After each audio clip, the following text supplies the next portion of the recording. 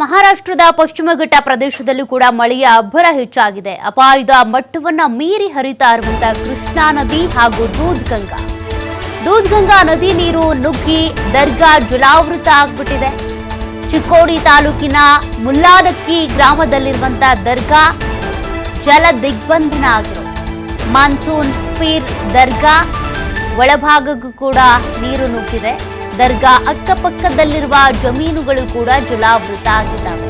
ದರ್ಗಾ ಜಮೀನುಗಳೆಲ್ಲವೂ ಕೂಡ ಜಲಾವೃತ ಆಗ್ಬಿಟ್ಟಿದ್ದಾವೆ. ಮಳೆಯಿಂದಾಗಿ ಅನೇಕ ಅವಾಂತರಗಳು ಸೃಷ್ಟಿಯಾಗ್ತಾ ಇದೆ. ಅದರಲ್ಲಿ ಮಹಾರಾಷ್ಟ್ರದ ಪಶ್ಚಿಮ ಘಟ್ಟ ಪ್ರದೇಶದಲ್ಲೂ ಕೂಡ ಮಳೆ ಅಬ್ಬರ ಹೆಚ್ಚಾಗಿನೇ ಇರೋದ್ರಿಂದ ದೂದ್ಗಂಗಾ ನದಿ ನೀರು ಮತ್ತೆ ಕೃಷ್ಣಾ ನದಿ ನೀರಿನ ಮಟ್ಟ ಅಪಾಯವನ್ನ ಮೀರಿ ಹರಿತಾ ಇದೆ. ಈ ನೀರು ಅಲ್ಲಲ್ಲಿ ಇರುವಂಥ ಜಮೀನುಗಳಿಗೆ ನುಗ್ಗಿದೆ, ದರ್ಗಾಕ್ಕೂ ನುಗ್ಗಿದೆ. ದೃಶ್ಯವನ್ನ ನೀವು ಗಮನಿಸ್ತಾ ಇದ್ದೀರಾ. ದರ್ಗಾಗೆ ಜಲ ದಿಗ್ಬಂಧನ ಆಗಿದೆ. ಮನ್ಸೂನ್ ಫಿರ್ ಅನ್ನುವಂಥ ದರ್ಗಾದು. ಈ ದರ್ಗಾದ ಸುತ್ತಮುತ್ತ ಎಲ್ಲ ಕಡೆಯೂ ಕೂಡ ನೀರು ಬಂದು ಸೇರಿಕೊಂಡಿದೆ. ಅಕ್ಕಪಕ್ಕದಲ್ಲಿರುವಂಥ ಜಮೀನುಗಳಿಗೂ ಕೂಡ ನೀರು ನುಗ್ಗಿದೆ. ಅಂದರೆ ಯಾವ ರೀತಿಯಾಗಿ ಮಳೆ ಆಗ್ತಾ ಇದೆ, ಮಳೆಯಿಂದಾಗಿ ಅವಾಂತರಗಳು ಸೃಷ್ಟಿ ಆಗ್ತಾ ಇದ್ದಾವೆ ಅನ್ನೋದನ್ನ ನೀವು ಗಮನಿಸ್ತಾ ಇದ್ದೀರಾ. ಬರೀ ನಮ್ಮ ರಾಜ್ಯದಲ್ಲಿ ಮಾತ್ರ ಅಲ್ಲ, ಅಕ್ಕಪಕ್ಕದ ರಾಜ್ಯಗಳಲ್ಲಿರ್ಬೋದು, ಅದೇ ರೀತಿಯಾಗಿ ಉತ್ತರ ಭಾರತದಲ್ಲಿರ್ಬೋದು, ಎಲ್ಲ ಕಡೆಯೂ ಕೂಡ ಮಳೆಯಿಂದಾಗಿ ಆಗ್ತಾ ಇರುವ ಅವಾಂತರಗಳಿಂದಾಗಿ ಜನರು ತತ್ತರಿಸೋಗ್ಬಿಟ್ಟಿದ್ದಾರೆ. ಸದ್ಯ ಮಳೆಯ ಆರ್ಭಟ ಹೇಗಿದೆ, ಮಳೆ ನೀರಿನ ಪ್ರಮಾಣ ಅಂದರೆ ನದಿ ನೀರಿನ ಪ್ರಮಾಣ ಎಷ್ಟು ಹೆಚ್ಚಿಗೆ ಆಗ್ತಾ ಇದೆ, ದೂದ್ಗಂಗಾ ಹಾಗೂ ಕೃಷ್ಣಾ ನದಿಯ ನೀರಿನ ಮಟ್ಟ ಏರಿಕೆ ಆಗ್ತಾ ಇರೋದ್ರಿಂದ ಅಲ್ಲಿ ಜನರೀಗ ತತ್ತರಿಸಿ ಹೋಗಿದ್ದಾರೆ. ಸುತ್ತಮುತ್ತ ಇರುವಂಥ ರಸ್ತೆಗಳು ಅಥವಾ ಜಮೀನುಗಳು ಜಲಾವೃತ ಆಗ್ತಾ ಇದ್ದಾವೆ. ಅಕ್ಕಪಕ್ಕದಲ್ಲಿ ದೇವಸ್ಥಾನ, ದರ್ಗಾ ಏನಿದ್ರು ಕೂಡ ಅಲ್ಲೆಲ್ಲ ಕಡೆನೂ ನೀರು ಬಂದು ನಿಂತ್ಕೊಳ್ತಾ ಇದೆ. ಮನ್ಸೂನ್ ಫೀರ್ ದರ್ಗಾ ದೃಶ್ಯಗಳನ್ನು ನೀವು ಗಮನಿಸ್ತಾ ಇದ್ದೀರಾ. ಪೂರ್ತಿಯಾಗಿ ಜಲ ದಿಗ್ಬಂಧನ ಆಗ್ಬಿಟ್ಟಿದೆ.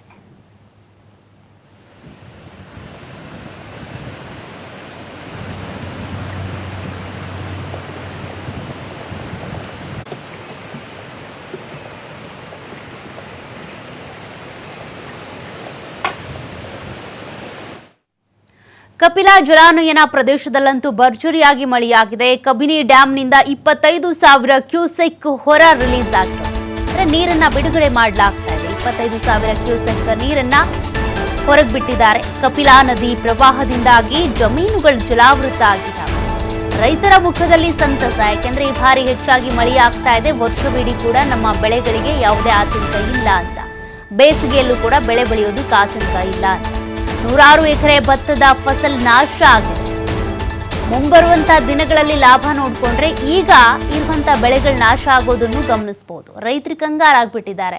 ನಂಜನಗೂಡಿನ ಹಲವು ಗ್ರಾಮಗಳಲ್ಲಿ ಗದ್ದೆಗಳು ಮುಳುಗಡೆ ಆಗಿವೆ. ಈಗಷ್ಟೇ ಬಿತ್ತನೆ ಮಾಡಿದ್ದಾರೆ ನೋಡಿ, ಅವೆಲ್ಲ ಜಮೀನುಗಳು ಕೂಡ ಜಲಾವೃತ ಆಗಿರೋದು. ಇನ್ನು ಕಟಾವಿಗೆ ಬಂದಿದ್ದಂಥ ಭತ್ತದ ಗದ್ದೆಗಳು ಕೂಡ ನೀರ್ಪಾಲಾಗಿವೆ. ಸೂಕ್ತ ಪರಿಹಾರವನ್ನು ಕೊಡಿ ಅಂತ ಸರ್ಕಾರಕ್ಕೆ ರೈತರು ಒತ್ತಾಯಿಸಿದ್ದಾರೆ. ಯಾವ್ಯಾವ ಪ್ರದೇಶದಲ್ಲಿ, ಯಾವ್ಯಾವ ಹಳ್ಳಿಲಿ ಅಂತ ನೋಡೋದಾದ್ರೆ ಸುತ್ತೂರು, ಬೊಕ್ಕಹಳ್ಳಿ, ಮೂಡಹಳ್ಳಿ, ಹೊಸಕೋಟೆ, ಬಿಳುಗ್ಲಿ, ತಾಯೂರು ಸೇರಿದಂತೆ ಹಲವು ಗ್ರಾಮಗಳಲ್ಲಿ ಈ ರೀತಿಯಾಗಿ ಜಲಾವೃತ ಆಗ್ಬಿಟ್ಟಿದೆ. ರೈತರು ಬೆಳೆದಂಥ ಭತ್ತ ಎಲ್ಲವೂ ಕೂಡ ನೀರ್ಪಾಲಾಗಿದೆ. ಇನ್ನೇನು ಕಟಾವಿಗೆ ಬರಬೇಕು ಅನ್ನುವಂಥ ಸ್ಥಿತಿಯಲ್ಲಿ ಇದ್ದಾಗ ಈಗ ಈ ರೀತಿ ಜಲಾವೃತ ಆಗಿರೋದ್ರಿಂದ ಎಲ್ಲವೂ ಕೂಡ ನೀರ್ಪಾಲಾಗಿದೆ.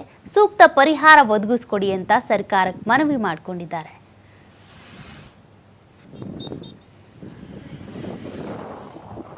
ಸುಮಾರು ಎಷ್ಟು ಎಕರೆ ಹೋಗಿದೆ ನಿಮ್ಮೂರಲ್ಲಿ? 10 ಎಕರೆ ನಿಮ್ಮೂರಲ್ಲಿ. ಎಲ್ಲ ಮುಳುಗಡೆ ಭತ್ತ ಅದೇನು ಕೈ ಸಿಕ್ಕಲ್ಲ ಇನ್ನು, ಎಲ್ಲ ಕಚ್ಬಿಡ್ತದೆ. ನಿಮ್ಮ ಹೆಸರೇನು, ಯಾವರು?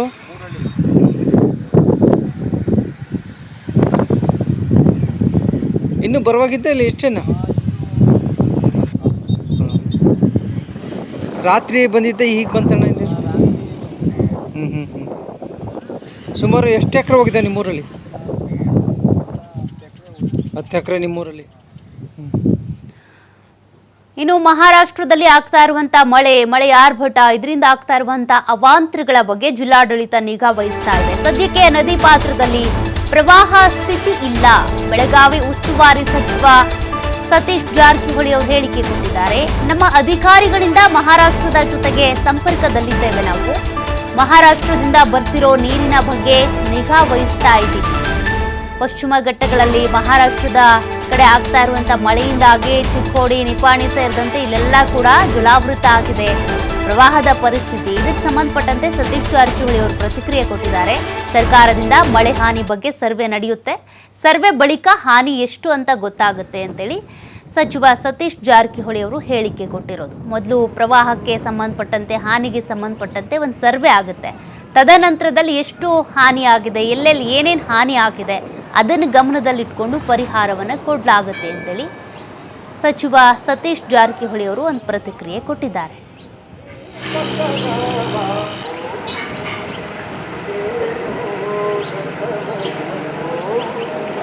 ಪರಿಹಾರ ಕೊಡ್ಲಿಕ್ಕೆ ಸರ್ಕಾರ ಚಿಂತನೆ ಮಾಡ್ತಾ ಇದೆ. ಒಂದು ಸರ್ವೆ ಆಗುತ್ತೆ, ಸರ್ವೆ ಆಗಲಿ, ಆದ್ಮೇಲೆ ಯಾವ್ಯಾವ ಬೆಳೆ ಆಗಿದೆ, ಲಾಸ್ ಆಗಿದೆ ಅಂತ ಕೊಡುವಂಥ ಪ್ರಯತ್ನ ಹಿಂದೂ ಕೂಡ ಸರ್ಕಾರ ಮಾಡಿದೆ. ಈಗ ಮಾಡೋಣ.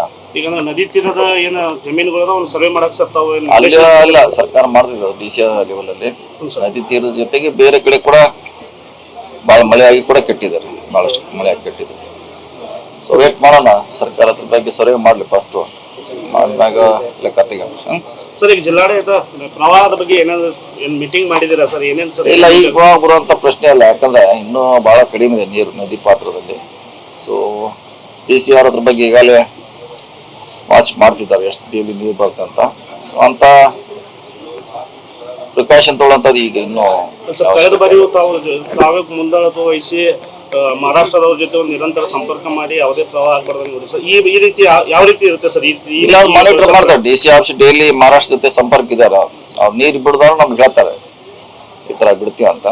ಸರ್ ನಾವು ಅಲರ್ಟ್ ಆಗಿರ್ತೀವಿ. ಬೆಳೆ ಆಗಿ ಪರಿಹಾರ ಕೊಡ್ಲಿಕ್ಕೆ ಸರ್ಕಾರ ಚಿಂತನೆ ಮಾಡ್ತಾ ಇದೆ. ಒಂದು ಸರ್ವೆ ಆಗುತ್ತೆ, ಸರ್ವೆ ಆಗಲಿ, ಆದ್ಮೇಲೆ ಯಾವ್ಯಾವ ಬೆಳೆ ಆಗಿದೆ, ಲಾಸ್ ಆಗಿದೆ ಅಂತ ಕೊಡುವಂಥ ಪ್ರಯತ್ನ ಹಿಂದೂ ಕೂಡ ಸರ್ಕಾರ ಮಾಡಿದೆ. ಈಗ ಮಾಡೋಣ. ಈಗ ನದಿ ತೀರದ ಏನು ಜಮೀನುಗಳದ ಒಂದು ಸರ್ವೆ ಮಾಡಕ್ ಸರ್ ಅಲ್ಲಿ ಅಲ್ಲ, ಸರ್ಕಾರ ಮಾಡ್ತಿದ್ರು DC ಲೆವೆಲ್ ಅಲ್ಲಿ.